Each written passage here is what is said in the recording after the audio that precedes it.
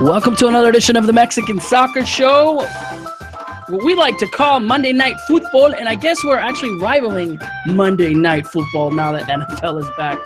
But it's football, F-U-T-B-O-L, for those of you that we got the music back, getting everybody in line. Today we're going to have a really good show for you all. Informational today with the Copa MX, but let's go ahead and get started. Get the camera. My name is Wiso. This is an hour-long podcast dedicated to all things Mexican football, Mexican soccer, and lots of topics. I want to say hello to everybody out there on the chat already that's patiently waiting for us to start. We did start a little bit, I think about 2 minutes late, but we're good. Getting all the sound and ready to go. Saying hello to start off to everybody, but let's go in with our question of the day. If I can find it. So many things that are happening here. All right, big question. It's all about the Copa MX. Will you be watching any Copa MX this weekend? If so, which match are you most excited for? So we'll start off with Mr. Cesar in the San Diego, Tijuana area. Cesar, how are you doing, sir? Doing well, and I guess I have to watch Copa MX whether I like it or not. We're going to get into discussion later about about how it's not the most exciting turn. But yeah, I will be watching. Obviously, over here, a lot of people are like somewhat excited about Xolos taking on Morelia, so I'll be keeping an eye on that. And then, of course, you got all the two other big Clásicos tomorrow, so I'll be keeping an eye on those games. Yeah, it's Clasico week. There's a lot of Clásicos coming up this week. We'll talk about that. Thank you, Cesar. Which, by the way, Cesar and Marco Fabian going to come in? I mean, is he still at your house? Is that Oh yeah, no, he's actually renting out a room here. We're thinking about opening up a craft brewery here in the San Diego area, so I'll keep you guys updated. What's it going to be called?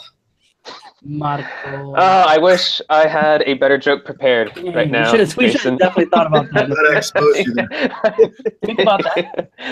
All right, fans of Twitter and Facebook, if you're watching us, what would a brewery started by Mr. Marco Fabian de la Mora and Mr. Cesar Hernandez be called? The winner will get a special shout out from Cesar himself and tag Marco. All right. Maybe it'll get started. These guys know each other. Maybe I'll tag him. We'll find out. All right, Mr. Jason Marquez, Soccer Mexicana. How's it going, Jason? It's going well.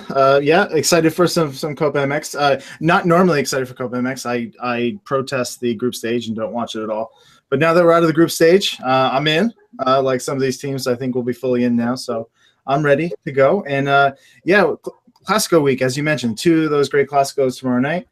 And I don't know. I think maybe like Liga MX, we talked last week about Liga MX and the things that they're doing wrong and all these opportunities lost. I feel like the sponsorship week for the sponsorship capabilities for Clasico week was really missed. Like it really should be like Clasico week brought to you by Tecate. Like so anyway. Brought to you by Cesar's unnamed brewery. That's right. Yes, I mean it's kind of funny because it feels like nobody really looked at this week and go, "Oh, we have a lot of Clásicos this week." Okay, It just kind of started happening after Sunday night. Believe it or not, in Argentina, they actually have a day full of Clásicos. I think the last tournament, one day just filled with Clásicos. Nice. Boca Libre at the end, but there was also Newell's or Rosario Central among the other Clásicos at the same time. Yes. Well, if you don't know, that's Mr. Steve Graff, who skipped his intro and just went ahead and just started talking. That's how he rolls. It's Mr. Steve Graff. How are you doing, sir? In the Baltimore area, this is the first time you're on the show. Steve is one of the great writers for Mexican football in English. Has been doing it for a while. We're here with Foot Mex Nation. usually covering national team, and a weekly piece on where to watch. So, Steve, how are you, sir? Doing Welcome great. to the show. So excited to be a debutante. Too bad I Hey, don't get one of those Liga MX tweets. Congratulations for your debut. there you go. I'm sure that was all of us at one time. Nice. Well, good to have you on. Especially when we talk Copa MX, you know, your name came up with all the Ascenso tweets and everything you're involved in. What better way to talk about Copa MX than with you, Steve? So thanks for jumping on. Thank you. But as far as the question, Steve, are you excited for Copa MX? I mean, Well, I'm certainly excited for will you be Clasico. watching? Yeah, Okay. it's a Clasico.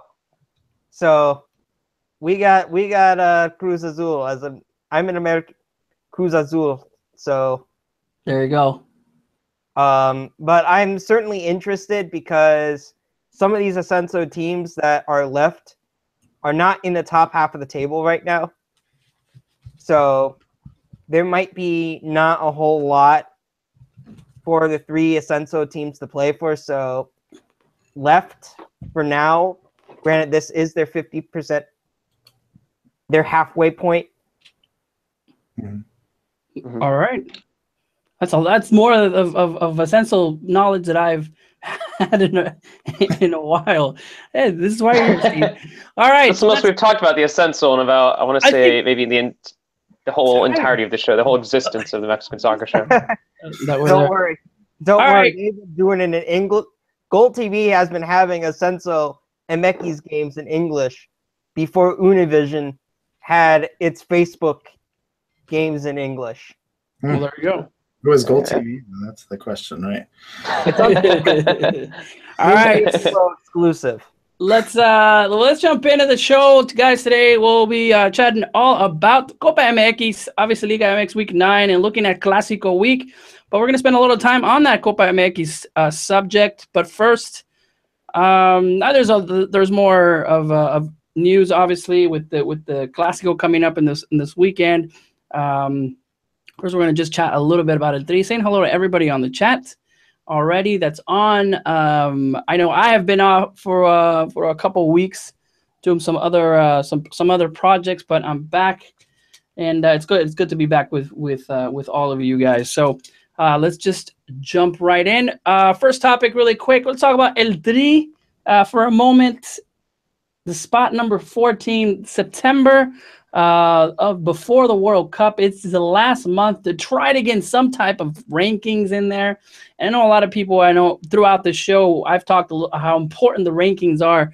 Not to say I'm better than that our team's better than another country, but because the top 7 teams taken in October, the October before the World Cup, are who's going to be in the cabeza de grupo, the head group in those in the bombos of the World Cup.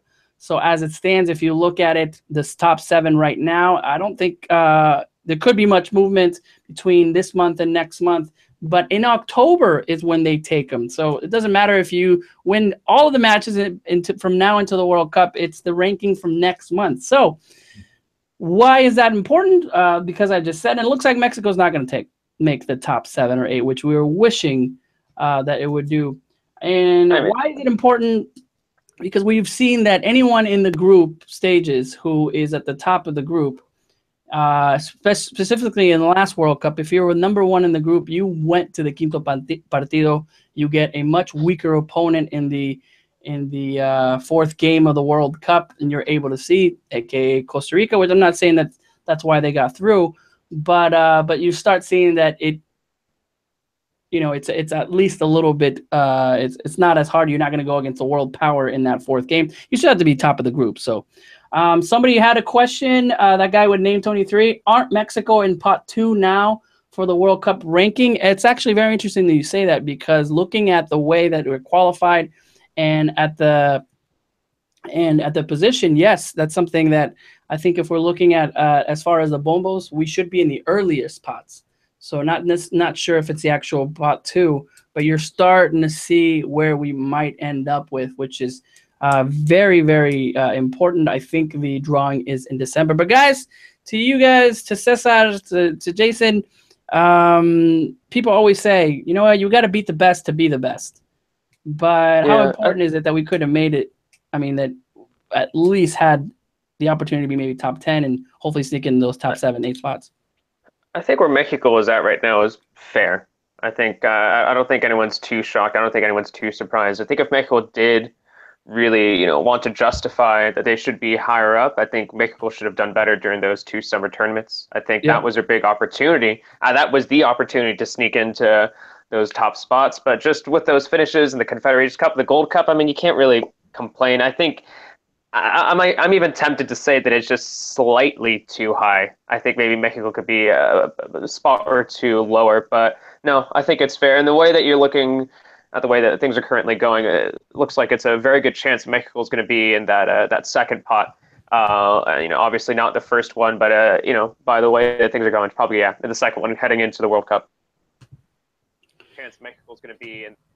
Jason, yeah, but we see, I know you talk about Cesar, is it right that it's clear that the ranking has nothing to do if you are, the ranking is not a fair ranking. I think Belgium, Switzerland got in the top 8. It's whoever plays the least games and wins the most out of those games that are important that you get in. I think if that's how Belgium got in last time, because they rarely play any games that they don't have to play. And they win those games, and they're able to acquire points. So, well, you have like a European hold on a lot of those positions where they're playing each other and beating each other. They move up in the rankings. So I think I'd follow on what Cesar said. I mean, it's fair. I mean, I think if Mexico a couple wins in those in the Confederations Cup, and they could have moved up higher. But it is what it is, and frankly, you don't really know. You don't really know who you're going to play in that 4th game because, depending on how those groups shake out, you saw in the last Euros how the groups got completely it didn't go the way they expected. A lot of the best teams finished second and so forth. You don't really – it comes down to luck, really. Mexico hasn't had a ton of it in World Cups for that 4th match, but hopefully they get a little bit in Russia next year. But it's going to come down to if they could win their group, and you don't know who. It could be a pot 1 team they're playing against in their group that isn't all that great, and they could beat them and finish first, and they might finish first and go up against the best team in the world. You don't really know. They're just going to need a little bit of luck. And to add on to Jason's point, Mexico. One of the things that helps the European teams that move up in the rankings is a weight that the UEFA tends to have has a higher, one of the weights that they use in calculating the ratings. UEFA has a higher weight than does Mexico, then does CONCACAF, then does Africa, Asia, Oceania, and so does CONMEBOL, but that is also because of the past history of results. Yeah. In order to change that weight, it's a small weight, that Mexico is going to have to, or CONCACAF teams are going to have to start winning these major tournaments more often. Yeah. Yeah, it makes sense. But one of the things that necessitates allows a Belgium or an Iceland to move very quickly up the rankings is they have a lot of qualifier games in these group stages. Unlike CONCACAF, which has maybe less than 8% of the teams qualify for the World Cup out of the total confederation. Yeah. Right. Yeah. So, and that necessitates how the confederations organize their World Cup qualifying tournaments. That makes sense. Yeah.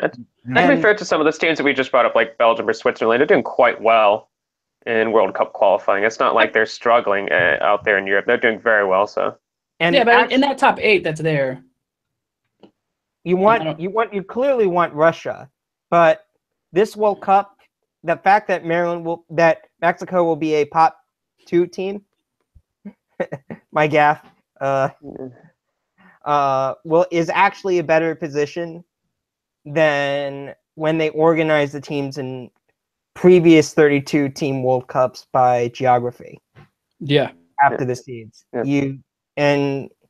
You tend to take out some of the European teams, and you're more likely now to get an Asian team in group. Maybe that will make Mexico's path to the World Cup a little easier to the Quinto Partido or further. Yeah. Well, looking at the the ranking, I mean, I see Belgium, which granted, I think Belgium should be in there. I'm not saying that. Switzerland, Peru, Wales, there are, obviously in much better of the rankings.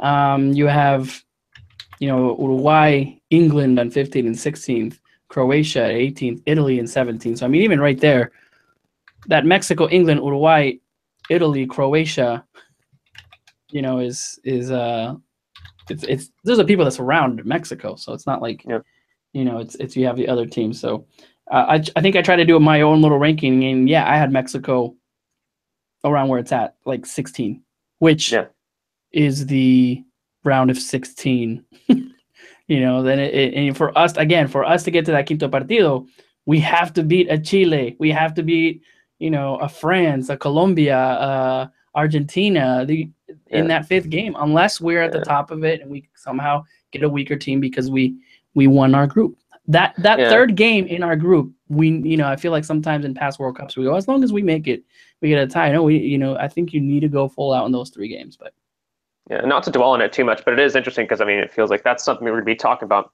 for like the next several months, is the quinto partido, and there's just so many variables leading up to that game, and a lot of it's just who's going to be in our group, who are in the other groups. There's just so much that needs to be defined, which we'll be figuring out.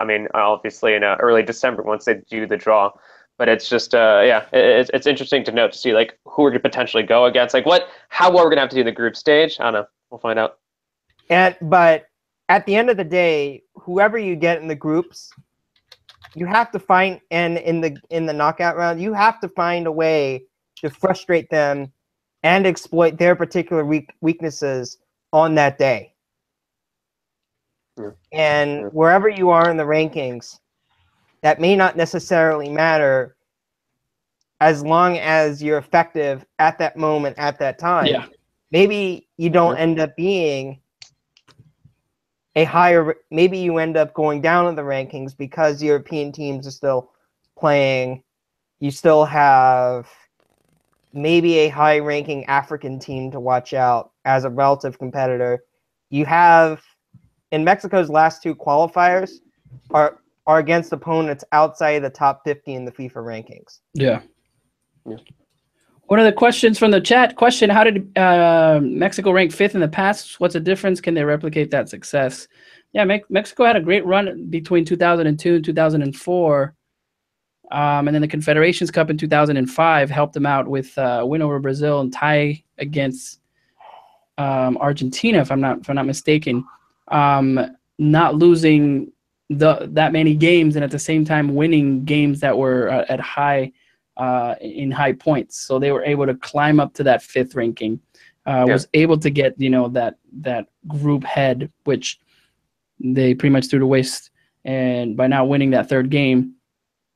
So yeah, it's that's why it was very, very important to look at that, and that's why like again, teams like Belgium again and also Switzerland are getting in and having those types of games. But again, I would still have to wait until the draw in early December. We'll see what happens then. Yeah. I would actually say Belgium being where it is actually pretty deserved. Yeah. So I don't know. I always think that they're overrated. Who did they beat in the last World Cup? They beat the U.S. That's it. They've I just seemingly gotten a lot better since then, though. I think they're also they're undefeated in qualifying right now in Europe. Who did they play against though? Who was there? In the last World Cup or in qualifying right now? In qualifying. Like have they really played against? Let's see. Greece, Cyprus, Estonia, Gibraltar, Bosnia, and Herzegovina. I know that's not the most intimidating competition, but that's something to be said. I'm just saying. I know. I get it. And I think a lot of people have like, oh well, Mexico is in the easiest qualifying. I beg to, I mean, to kind of argue that UEFA teams have a lot easier road to qualifying It than. depends which UEFA teams you're talking about. For some, Well, I'm talking about the major UEFA teams. So yeah, of course, Wales has it hard, or or Bosnia has it hard, and Herzegovina has it hard. I'm talking about. You could be Albania, you could be Israel, and Yeah, it's Spain hard. and Italy in the same group. No, I get it. You're not qualifying. You're looking forward to the Nations League. Yeah, I get it. All right. I didn't expect to be talking about UEFA World Cup qualifying so much in this podcast. Our producer says to move on, by the way. So I am moving on. Let's talk about Jornada 9, our review, standout performances, and I'm going to just have to give it to the refs because I think they did an amazing job to ruin this weekend with, I counted 12 out of the 18 teams got affected somehow. In just a horrible display with the refs, making sure that America and maybe Chivas get there. I don't know. The conspiracy train is there, but let's talk about your standout performances from week 9. I'll go ahead and not mention Leon, but let's start with you, Mr. Jason. Standout performances week 9, and well, you know what, team or player, you get to pick one. Oh, nice, thank you. I'm gonna have to go with Morelia. I think their draw with Tigres was impressive because it was at home, but Tigres are a frightening team, and they continued to punch Morelia in the mouth with stunning Aquino goals, and it just looked like I would just assume this team would wilt, and they just didn't. It was just, for me, it was an overall great performance where they could have just fallen apart under the pressure, and they held their own. The shots were there, the opportunities were there. Rui Diaz continues to do his thing, looking like he should be playing at a team that's probably a little bit better. But this team in general is doing a lot, and I'm just. It was a match that I expect them to kind of fall apart on Friday night there, and they didn't. So they impressed me. I'm looking at them a little more, with a little more respect heading toward the end of the season. Like maybe they could be in that top 8. Morelia will always find a way to go. Oh yeah, I knew it was all along. You guys weren't what you were. Yeah. I was really jealous of that game when I was at this Estadio Caliente. I was like getting ready for the Xolos match, and with pretty bad Wi-Fi trying to get a YouTube stream of that game. And yeah, I was very jealous that I get to watch any of it. I mean, I caught highlights later, but it just looked like that was by far the best game of the weekend. Well, just the million chances that Tigres had that, it just very interesting. Cesar, to you, player or team standout performance? I'm going to say for a player, I'm going to go for Marchesín in net for America. I was there in Tijuana watching the game. I think that Xolos were the better side. I think Xolos should have gotten a win there, but the only thing that really separated from getting those 3 points was Marchesín in net.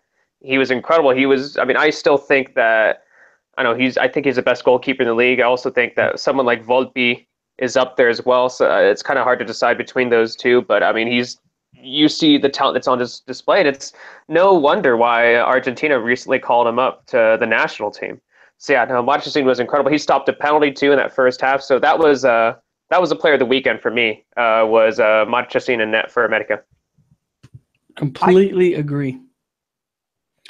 Steve, top goalkeeper. He's your top goalkeeper in Mexico too. Marchesín. No, yeah. Well, I was talking standout performances. Oh, okay. Okay. Because he's my. I agree with that point. Marchesín, he's also my top goalkeeper in Mexico. Volpi is there as well. I agree, but Marchesín, I think, is special. Yeah.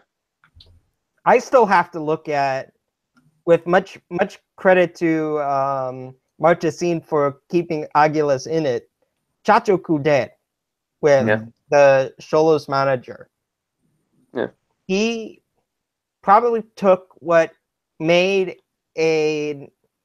probably on paper looked like an even game and turned it into a match where Marche had to keep Club America in. Yeah. Whatever Club America were trying to do, they were getting intercepted, they were getting broken. Yeah. it's sort of been the evolution of Chacho's Solos. Yeah. But I think Yeah. for me, Rayados have been the standout team, and another standout performance once again on Saturday. There's just something with that team that you have to think is far and above almost everyone else in the pack, even though Club America, Tigres, Xolos are clearly the second, third, and fourth best teams, and potentially joining the likes of Rayados as clear contenders ahead of almost everyone else in Liga MX. Yeah. Yes. We've been talking about that, especially, when would Cholos wake up in those first 3 weeks? And I think we were in that was, and look where it's at now. And Cesar, you know more about that. Obviously, you're there. Yeah, no, I mean, obviously, I think people thought that it was going to take a little bit of time for Chacho to really, implement his system. You saw with Piojo in the first season, he didn't really have the most exciting start. So that's what people kind of anticipated with Chacho. But things have just, I don't know, they've clicked very quickly. I think a lot of it has to do with some of the new reinforcements. Obviously, Bo has been incredible up top for them, but also just a change in a formation to a 5-3-2, which is really high pressing, which is quite effective against America.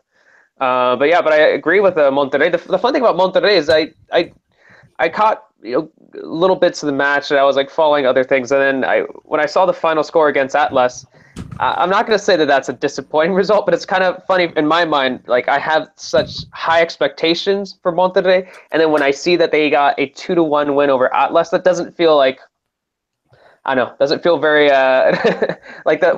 Exactly what I expected from them. I thought that it was going to be like a 3-1 win, a 4-1 win, but nonetheless, they got the 3 points, and of course, they're quite comfortable at the top of the league table. They're almost, I mean, it's I think they win one inevitable that they're more. going to be They win one more, they're in. already at And- that point. I mean, I guess they have, yeah. Yeah, I think so. Yeah. And we're Yeah, already at 1 out of 10, and we're talking about Rayados having practically little to play for. But Yeah. the question I have is, with Jonathan Gonzalez for them has been emergent. Yeah. That team has looked much more effective in their breaking passes, and he's been the reason. They haven't had that, at least for the first match, hadn't had Gonzalez in the team for a full 90. This is his first professional season, first professional tournament. Yeah. Mhm. You wonder how many teams abroad are potentially going to be monitoring him, and whether in the long run, maybe after this window or a few windows later, if Gonzalez won't be on the move somewhere else, be it South America, be it Brazil, Argentina, be it Europe somewhere. Yeah, there are whispers too that Osorio has been keeping an eye on him. We don't know if that's true or He's a not, but I dual wouldn't be national, surprised too. if he got a a dual call up to national. L3 next month. Yeah. All right, so let's keep going. What about biggest disappointment? By the way, I'm a little shocked no one said Leon, but Amaro Uccelli scored his 100th goal Yeah, only the second player to ever do that for Leon. And they're and Boselli and Leon are on this fantastic winning streak. Yeah. Biggest disappointment. Peaking too early though. I mean, they usually wait a little bit longer to start this. No, wait, I'm actually just They're gonna run out surprised of steam. that they're winning in the first 8 weeks of the season. Normally, I start paying attention after week 8. I think the disappointment for me was just, if we're, looking at that match, I think, I don't know, just the 3. Actually, wait, never mind. I confused it with a different match. But the 3 reds for Santos, that was kind of strange. I've been rewatching the replays today, and I'm still not convinced that the Gael Sandoval is a direct red. That was a very strange direct red. And I think earlier that was Jorge Sanchez who got a second yellow. That was also a questionable first yellow that he got too. And it's just kind of that was a disappointing performance, which led to the firing for Chepo de la Torre. I think that's something to be talked about as well, due to those reds, due to that loss. So I think if you're looking at something that was disappointing over the weekend, it was that from Santos. I mean, just all together. Disappointment. Steve, to you, That was. Go ahead. the disappointment for you this weekend? Probably. I will probably keep saying it. Probably Chivas Pumas. I'm disappointed for those fans. Guess you Big don't have to team. specify which fans because it's both. We're probably quite disappointed there. Yeah. Yeah. There you go.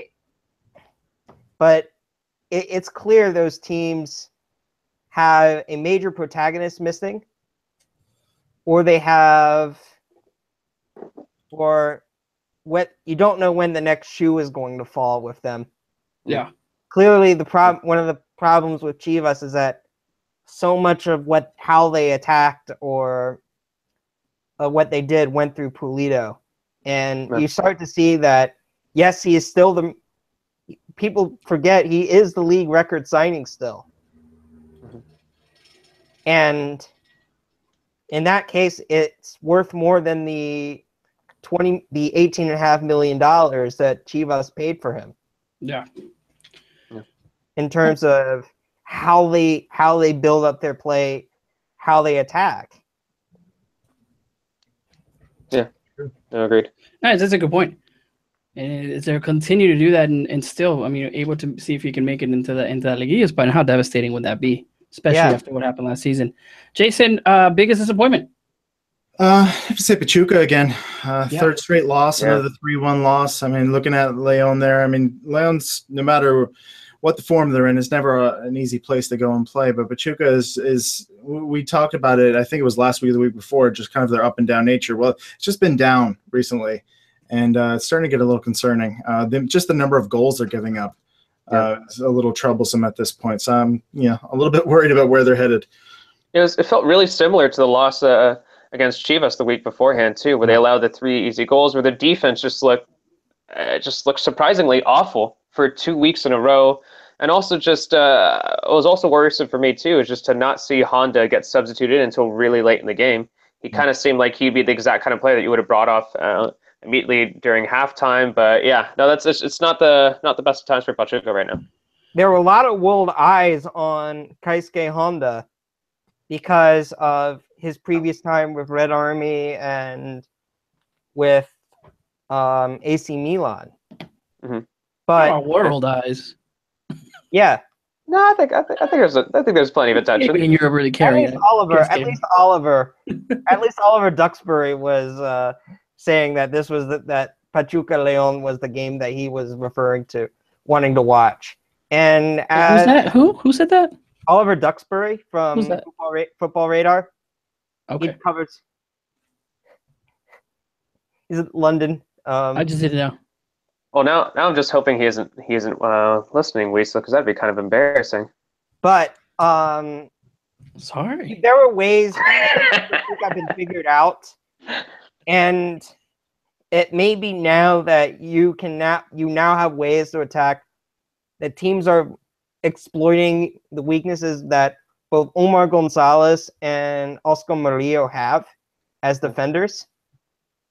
Both came into the league at, I think Omar particularly more than Oscar as technically flawed defenders who are not necessarily all that great with with their feet. Right. With passing, with trying and reading the game and trying to play passes or dribble the ball out to break or to anticipate runs, particularly vertically. Yeah. Not a lot of speed there. You give me great hopes for Club World Cup, Steve. There it goes. That's shame I have to diss a fellow Terp, but I have to not acknowledge. He went to University of Maryland. Yeah. Oh, I didn't know that. He roomed with actually not room. He was in the same dorm as a few friends of mine when we were freshmen. There you go. Oh, nice. Something you learn. Omar Gonzalez with University of Maryland. Go Terps, according to Mr. Steve. All right, guys. I'm going to go with disappointment. Rafa Marquez is thinking about coming back. That's a disappointment? Yeah. Like, get your stuff together. Like, at the same time. All right. I know everything that's happening with that, but my disappointment is this. There's no way he's going to make coming in, having a month, 2 months off. I don't know. I think he's just training. I think he's just training with the team. I don't know if there's anything too much to read into it. Yeah. I think he's just training with the team. He's just him coming back. I mean, this guy's already old enough. Nah, I don't. Coming back and really saving Atlas. I don't want to hear about that. I don't think it's that. Yeah, he's just training. Atlas are in actual relegation trouble, at least not directly. Rafa isn't going to get him out of it. Well, yeah, especially if you have that hasn't played in 2 months. No, dude, you don't have to have him on the field. Just get him on training. Just get him to boost spirits a little bit. Like it makes sense to me. And then we just see pictures and we all retweet it and we all go crazy because that's what we have to do. But I don't think it's a big deal. But Azteca trying to. Well, but obviously with only 6 teams being eligible for promotion from Ascenso, it may not necessarily be likely that a team goes down at the end of 2017-18. It's true. And half of the teams that are eligible, I think, are outside the top eight right now. Wow. And a couple of them are way outside. Yeah. Crazy. Question on the chat. Why is Jason quiet? Why am I quiet? Jason doesn't want to jinx Cruz Azul, so he won't open his mouth. He's still in shock after the game winner. Yeah. After the game winner from Chaco. Whatever's happening is Super Chaco. Do you mean? Is that who you're talking about?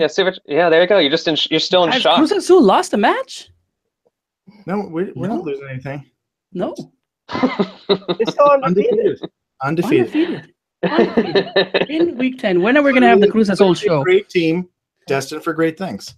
Look at that. Look at that record. 3 wins, 6 draws. That just exudes greatness right there. I think if they win 2 more games, they make it to 11 win without. I think we should just have Cruz Azul Wednesday that week. Just analyze all of Cruz Azul. Sounds a little depressing, but well, actually not depressing for Marky. It's as it seems. All right. Let's go ahead and go into our second segment. Well, we crossed the halfway mark of the Liguilla. Let's go with the fun. Give us a top 4 teams that you expect to be there at the end. So top 4 teams, if you're looking at it. And give you guys some there on the chat. I see Bill, that guy that hates me, 23. El Toro, Joel. That's just it. John's there. I think I saw Mr. Juan Arango saying hello. And shout out to Mr. Steve Graff. So what are your top 4 that you'll definitely see? Don't go all, because you're a Chivas fan, you're gonna see Chivas in there because you can't be biased. If you really see Chivas in the top 4. So I'd like to hear from you guys. Let's start with Mr. Cesar. I'm going Puebla, Pumas, actually. My top 4 is going to be, the top 2 is fairly easy. You're looking at Monterrey and America. I think that those are 2 easy top 2 contenders there. And then after that, I'm going to go with Xolos just because they're hitting a good stride there. They got Miller Bolaños made his debut and scored in that debut. I think it's adding another exciting attacking option there. And then the number 4.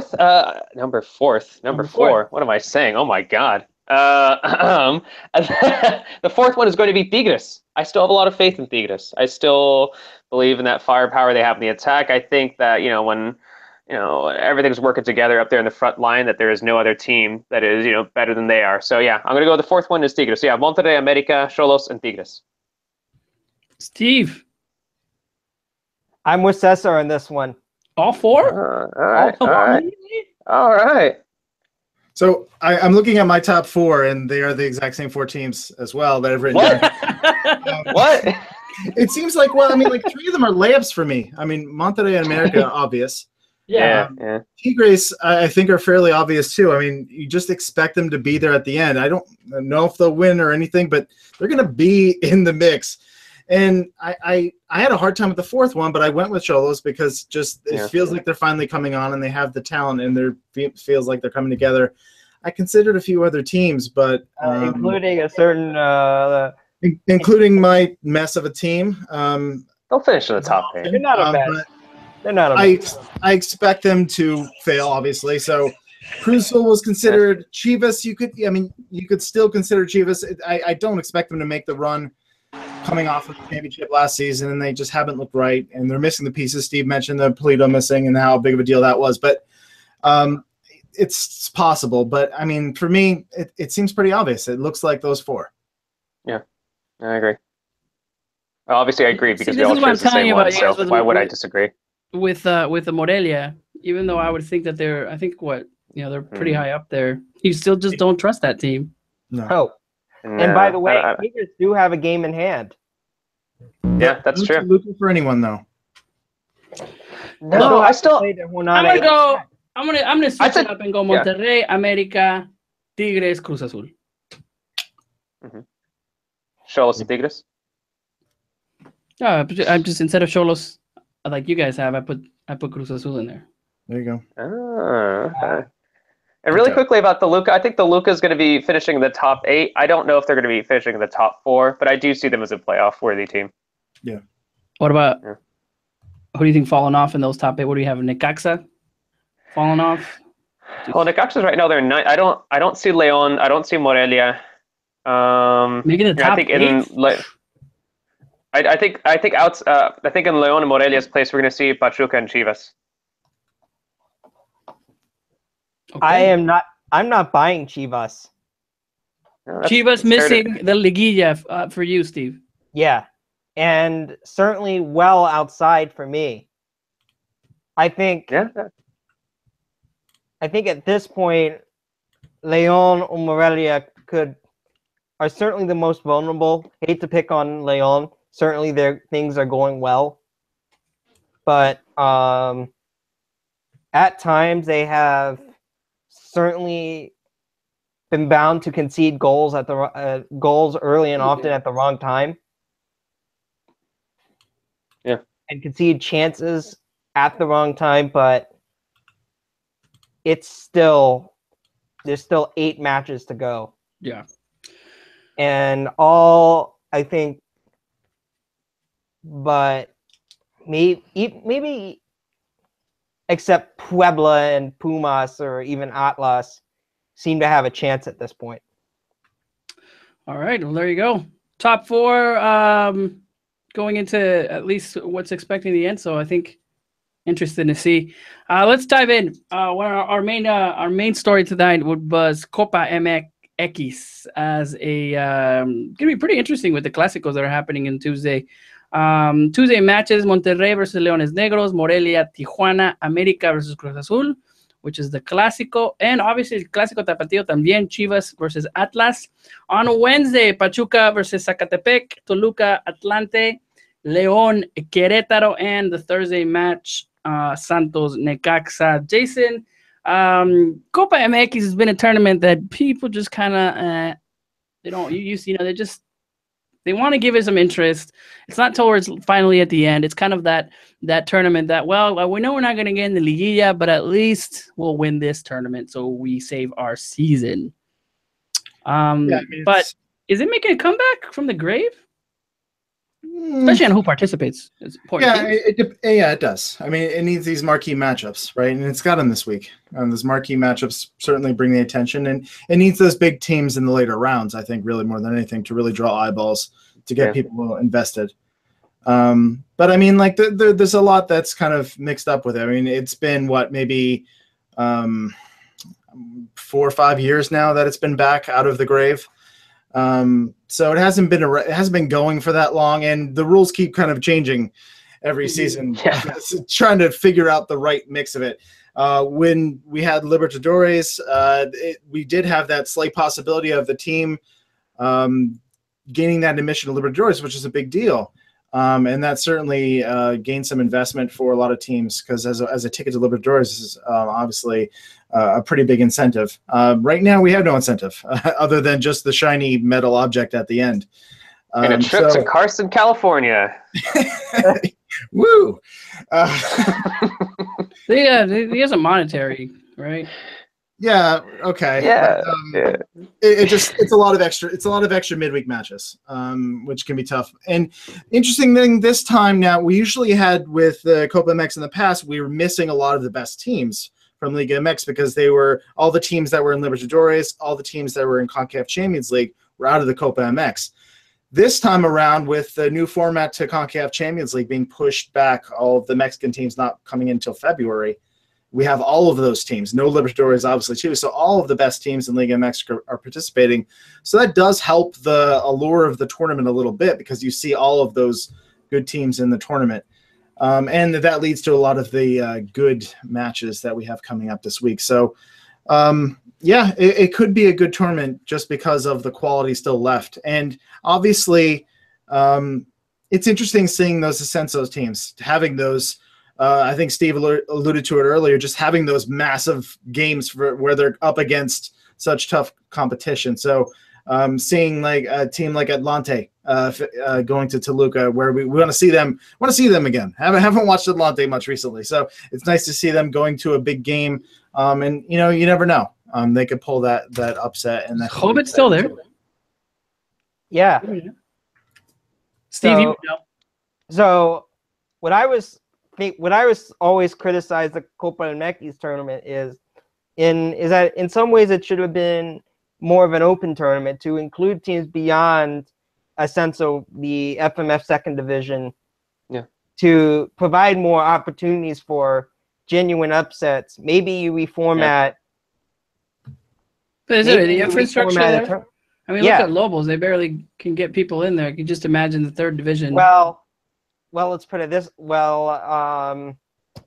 They're trying to do things completely unorthodox, but that's been the situation with a lot of these second, third division teams that just no one comes. Like some Gold TV had Los de Colima, I think on the Pacific coast, if I'm correct, of Mexico. And nobody came? And it just always seemed that the stands were empty. Yeah. Well, there you go. They even waited a year to get the stadium upgraded to meet the minimum capacity requirements that Ascenso had placed on it. Had maybe there had been more of a direct promotion and maybe direct relegation and not all these additional stadium requirements, and you found a way for these other communities to have the sustained football without necessarily where they can get the infrastructure money through the hope of eventually getting to Liga MX directly. You have a major opportunity to have where the University Stadium in Colima, for instance, which right now would hold 10,000 theoretically, maybe you'd have situations where they'd pack double the fans. Or it at least with some of these games, it just doesn't seem like there's only one stand halfway full. Yeah. I mean, to me, the bigger problem is just, I mean, even the most... It's okay. It's bad. But the thing about this Copa MX tournaments is the tournament actually, in its evolution, it started back in 1907 and ran almost continuously until the death and like the goal in the last sort of real international glory era of Cruz Azul. All right. Which was back which was, and then 1990s. Okay. Yeah. This was the time when they were winning. They were in the what I think was the Giants Cup. It's now the CONCACAF Champions League, but it was called something else. And I remember they were I remember there were some, as a kid, there were these manipulations in the format to try to get an MLS winner of this CONCACAF tournament. Nice. Cesar, Your you were about to say something. Oh, I'm just gonna complain about Copa MX. I mean, even the most like diehard of Liga MX fans, it's just hard to get excited over this tournament. I mean, the second you start to explain like the rules, the second you start to explain like the process regarding the tournament, you lose like 90% of the fans who even have like perhaps a slight interest in Mexican soccer. I think it needs to be revamped. I don't know how. I mean, I have this crazy idea that you bring in MLS clubs and then you bring in like all the Ascenso clubs, all Liga MX clubs, and you like seed them all and then have some like crazy March Madness, just like immediate knockout round tournament. Remember, like from there, yeah. Remember, that sounds like CONCACAF League or Yeah. U.S. Open Cup in the United States, or the later stage That's exactly. of the Copa Argentina, or a lot of these national cups. That's exactly what I was thinking of, just like the U.S. Open Cup, exactly like that. Just go straight into it. Like, forget the group stage. No one cares about the group stage. You look at some of those attendances at those group stage matches. Like, no one cares at all about these games. So I think, I think just go straight into knockout round, just like the U.S. Open Cup. Just make the stakes high, even at the very beginning stages of the tournament. And I think that could garner a little bit more interest. But as it is, it's. I mean, over here in like Tijuana, like if you'll see a lot of people go to the games, but that's because there's a strong following out here in the stadium with Tijuana area. But a lot of those fans who go to the game they'll be in attendance just because if you donate certain amounts of food, you'll get like free tickets to the game. Yeah. So like it comes to that just to try to like put people in seats for those matches. Well, also keeps your supporters organized, or gives like some of your hardcore supporters a chance to organize and practice cheers or get to know new players. Like a practice. It's like a pep rally. Hey guys, come over to the pep rally at Copa MX game. We can practice our cheers. Guys, that one did not work. That one did not work. Let's scrap it. One thing when I was a former Cruz Azul season ticket holder, all those midweek games were free. You know, like so like really? Like Copa MX, even Copa Libertadores. When we had a few of those, it was all free, like with your season tickets. So it's like, and that's how a lot of the fans show up for those games, and still not many show up for those games. So like, and I hate to say this too. I'm not going to say like. I don't know. I feel like it's rude to say what's the point, but without Libertadores position there to be fighting for, it's like what's supposed to like. I know you can make some money off this and whatnot, but it's without that Libertadores spots, which was like the big incentive. That was like the big thing. It wasn't going. Obviously, I made a joke earlier about going to Carson. That's not the big deal. But like without the Libertadores, I wouldn't be surprised if a lot of teams feel kind of ambivalent about it. We should have like the President's Cup, It's like the King's Cup, La Copa del Rey. It's like find a way to be some kind of honorable, but the president's not the right way. Let's talk about we talk about the matches there, but skipping a little bit ahead. I mean, do you see anyone, and how hard is it to predict the Copa MX, especially because of the importance that some of the when you looked at the other of our notes or production, is there somebody that you could see actually making it to the final, which we always sometimes see Querétaro, or Morelia or any of these teams because they have that opportunity. But let's talk about that final. If we can already see at Copa MX, who could you see in that final and why? And Volpe. Oh, go ahead, Jason. Yeah, looking at the bracket and the way it's all possibly going to shake out. Like, I think Monterrey is obviously a pretty decent team, and they have a pretty soft area of the bracket going up against Leones Negros, and then possibly winner of Santos Necaxa in the next round. I think they're going to be cruising pretty well ahead in this tournament, so they're going to be there toward the end. And I think we talked about Morelia, and I think that's a team that you could see with a fairly high seeding in this. They're going to be hosting a lot of the matches going forward. So they're going to have a lot of those matches at home. And we talked about them earlier, how they could sneak up and score some goals. So I think Morelia could be one of those teams we see at the end as well. Steve? Okay. I think I agree with Cesar about Monterrey. They've looked really deep enough to try to go for an Apertura double. I think if they can get past Leones Negros and certainly the younger Santos Laguna players, because that's sort of been the rotation that they had used, but obviously Chepo isn't the manager at this point. But I would have to go Rayad. I'm still going with Rayados on that side, and I will have to say I'll hazard Toluca, who are the number 1 overall seed. Morelia have to go through the Diablos. Yeah. I think there's a lot with the Diablos that they don't necessarily stand out in the way a Tigres or Xolos do, but they are still effective, and they're still effective enough for to not lose anything through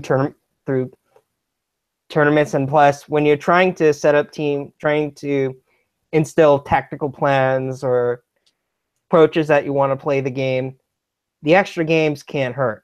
Yeah. Under pressure. Yeah. And I would be surprised. People would be home for all those matches too, which will certainly make a difference. Volpe likes to step up on those Copa MX matches. I wouldn't be surprised if he takes them quite far. I know it'd be a little tough if they get past Leon. They'd have to take on the winner of Cruz Azul or America, and after that possibly Monterrey. But I don't know. I think Volpe has done quite well. We talked about how earlier how good of a goalkeeper he is. I'm surprised that he hasn't already made the leap to a bigger club. I keep looking at that roster and thinking, how has he still stayed in Querétaro? I don't know if Ronaldinho really convinced him that it was an awesome club or something. Well, but I'm wondering how he hasn't gone over to Europe yet. But I think if there was, for me, if we're talking about like a dark horse to make it to the final or fight for that championship again, I think I have to bring up Querétaro. I think it's always a matter of whether or not the demand abroad matches whatever the details in the contract are, and whether or not, and who other teams are looking at, and their situation and their situations and the players' particular passports. Although it is certainly easier for Brazilians to move into the EU as certainly one possible direction, there are many other Brazilian goalkeepers who maybe just as good as Volpe, maybe not even close to Serie A, Serie B, or who may already have their EU passports, who might fit into plans of certain teams depending where. But it may also be simply that the release clause in his contract might be too high, and there isn't necessarily that outside team that absolutely needs a goalkeeper who might be fluent in Spanish and maybe not in Portuguese only now to move abroad and to adapt to another culture. Yeah. Yeah. Well, we gotta move on. It is going to the closing time. Thank you so much. Copa MX is gonna be interesting to see. A lot of people kind of just going in there that really doesn't matter on the chat. Copa MX should use as a revamp, but it's good to play in it. Maybe experiment with those youngsters and give them that time. We have a Clásico Nacional, ladies and gentlemen, coming up this weekend. On Saturday. There you go. We can get excited about that match. Definitely. It's that's what I'm saying. It's like I feel not everybody's talking about that. It's coming in. Well, look at it this way. There'll be a lot of. It's not necessarily as exciting looking at where the teams are in the standings and. No. As far as also players too that are missing, right? Yeah. No, I think standings are kind of irrelevant though with some of those Clásicos. Yeah. I think And it's certainly yeah. Who sucks worse? well. Let's put it this way: No, it's not that bad. there may be a lot of casuals who may not necessarily tune in every jornada for Liga MX, but they will tune into a Clásico Nacional. Yeah, no, of course. Of course, we'll see that. We don't have a lot of time really to discuss, but let's just talk about just predictions. Who gets the Clásico for this Saturday? Cesar. I'm gonna go for an unexciting answer here and say that it's gonna be a draw. I think it's gonna be a tense. I think it's gonna be an exciting match. One of them won, and they give it to the other one, and it's a tie. Wait, what? I don't understand what you said at all. Wait, what? Canelo GGG style. It's a draw. Dude, I feel like such a bad Mexican American, or just like a Mexican in general. I didn't watch that match. I didn't really care about that boxing match. I don't know. Haven't really been that excited about boxing since the 90s when I was like. Just stop. Anyway, I'll stop. I just want to take that flag down Cut his too. mic. Cut his Go mic. ahead. Cut his mic. Cut it. Cut it. No, all right. So you say a draw. Yeah, That I'm means expecting a draw. Okay. All right, draw. Jason. I'm going with the Chivas upset. So it's in the Azteca. Oh, there we go. Spicy. Go Make in it fun. we've seen it before. We've seen it before when Chivas have been down and America look dominant under Piojo actually, and Chivas have gone in the Azteca and get the win. And in these Clasico matches, often, especially the Clasico Nacional, I think it comes down to who finishes this match with 11 men, which it's usually only one team, not always necessarily one team, because it could both red cards on both sides wouldn't really surprise me in this one. But I think Chivas go in and get the surprise result. I think they have been picking it up recently, and I think they're going to pull it off this time. Nice. And I will have, and while I think it's I think I'm the partisan Americanista on the panel, I think it's probably going to be 2-0. If it's a draw, it's going to be 0-0. So 2-0 America. All right. Someone's gonna be wrong. Of two people, I guess, would be wrong. Tie, win, and loss. Whoa! What if two were right? Oh my god! Right. My goodness. I'm going with a That's Chivas. crazy. I'm going with a Chivas win. Also, I don't know why. I have no basis for it. That's just my Wisseldamas prediction, and we'll see where that goes. I know we went a little late, guys. Thank you so much to all of you on the chats. Saying hi, obviously, to everybody. Keep the chat PG. We have some comments in there. I'll say it out loud. Make sure we have a moderator there, so make sure to keep it PG. I'm calling you guys out. Or keep it G. Keep it G. We don't have to escalate to a level of PG, Lisa. Okay, so keep it G. It's guidance, right? I think that's what the G stands for. It is all ages type of show. I do laugh. And sometimes when I'm laughing so hard, it's just the things that come out of that chat. It's definitely entertaining, but I will warn you that sometimes it goes a little off tangent. But thank you so much, Cesar. Thank you so much, Jason, and our guest tonight, Mr. Steve Graff. Steve, thank you for joining on. You almost had a moment there where somebody walked in and you were doing an interview, kind of like that guy that was doing an interview for BBC and the kids in the background. So don't worry, man. This is don't worry. You're definitely. You're definitely family here. You could have. You could have definitely said, "Panela Netherlands." You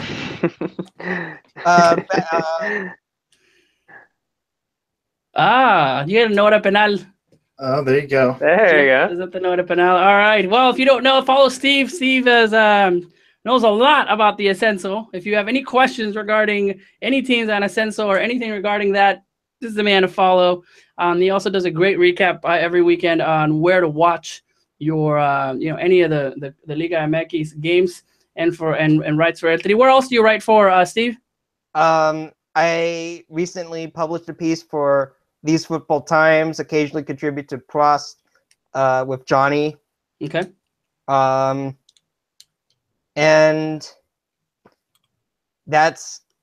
other than you guys, I for my Mexico for my Mexico stuff. Well, thank you so much. Definitely appreciate it. All right, Mr. Cesar, who can definitely close us out. It's great to be back. We'll see you guys on next week. But Cesar, take it away, sir. Yeah, so obviously we have the Copa MX matches this week, but obviously looking forward, we got that exciting America versus Chivas match to look forward to this weekend. Like we talked about earlier too, we've passed the halfway point this season, so this is a point where teams really need to start collecting a lot of those wins that are necessary to make it to Liguilla. So let's keep an eye on that. Let's see if any other trends start to build up before that race for the top 8. All right. Well, there you go, guys. This has been another edition of the Mexican Soccer Show. We'll talk to you guys next week. Y nos vamos. León makes it to the Liguilla and wins it all. Step by.